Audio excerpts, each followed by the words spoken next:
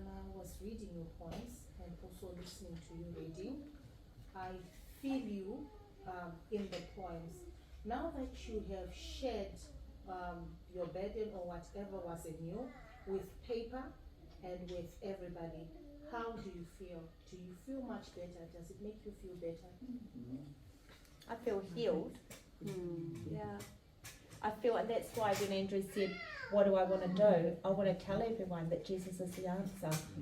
Because we keep cutting them out. There's no time in our day, you know? And we need to let people know that Jesus is the answer. And you've only got to seek him, and you've only got to do a little bit and go, please, God, I need you. And reach your hand out a little bit, and he'll do the rest. Yeah. Yeah, Michelle. When can we expect the second one? I don't know. See what God's got in store. Yeah. Oh, yeah. The other one was like, did you have any poems you had to leave out because of maybe how they would have come out, but they still have something, mean something? Yeah, there's quite a few I didn't include. It took me a long time to sort out even these ones, but there's quite a few that I haven't included in here that I've still got. Writing was my way of release, so I would write whether I was happy, sad or whatever. It's my way of release, and so there's some really good and happy things. In fact, that was partially, I thought, gosh, if I died tomorrow, like in a car accident or something, people would just find all these scraps of paper in my house. I'd have no idea what they all meant. So maybe I should start putting them all together. And then it kind of went from there. So yeah, there's still lots of scribbles in the drawers. So my house may appear clean. I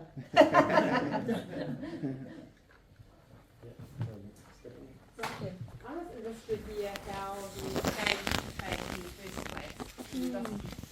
Jag hoppas jag har story of your walk with God, where it started, if there was time of... Sure. Okay, that's the Christian family.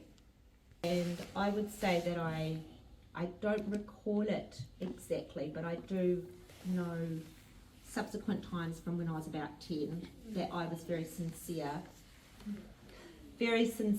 with my walk with God. And the reason I smile is I can remember we had this is the cool thing about God is he brings you back to who he wanted you to be when you keep giving things back to him, right? Like I remember before all the ugly days and before the locusts, you know, plague and all that stuff, we had this thing, you could earn a badge if you brought 6 people to church in 6 weeks. I was like, I'm so going to get that badge.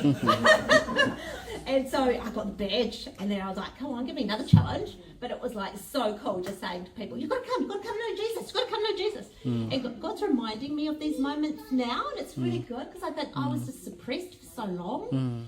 But this is okay. I don't have to be the quiet little mundane person that I thought that I needed to be. It's okay to be me, which was a really frightening, scary thought to have.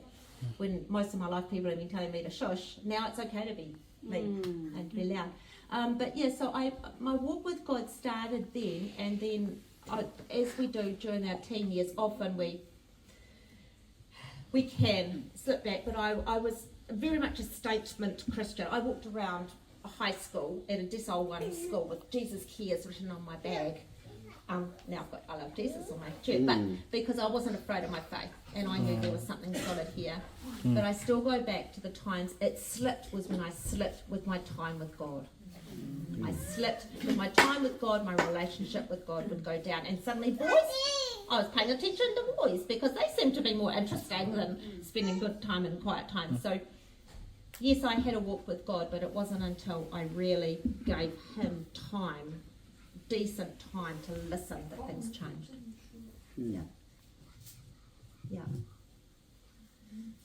They're like electric batteries, aren't they? Yeah, we are. Like electric cars, we need to be recharged. That's so true.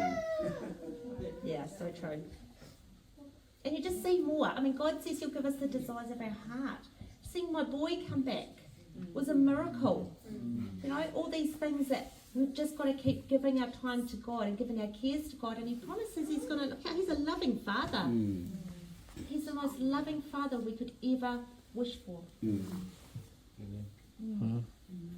All right, well, I think Michelle deserves a round of applause.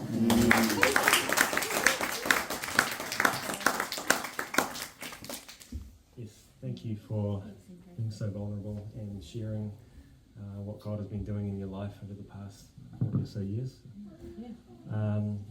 So, I know some of you probably have this book already, but if you don't, they're available to purchase from the shop today. They're $25, and Michelle will be here to sign them and give you a personal message, I'm sure.